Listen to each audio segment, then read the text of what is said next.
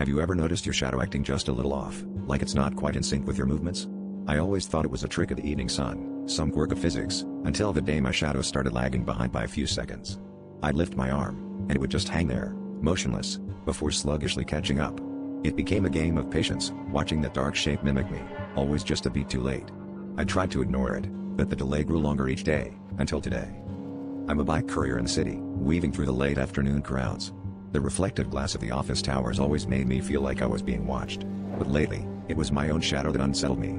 I'd check every window I passed, always seeing that same dark figure, sometimes a step behind, sometimes pausing as if deciding whether to follow me at all. My boss joked that I was so fast even my shadow couldn't keep up. I laughed along, but inside, I wondered if I was being followed by something else entirely. Today, as I rushed through an alley shortcut, I noticed the shadows stretching out before me, distorted by the low sun. My shadow lagged a full 3 seconds behind, moving with a strange, jerky hesitation. I glanced back, and for a split second, it looked like my shadow was standing completely still, independent of me. My heart hammered.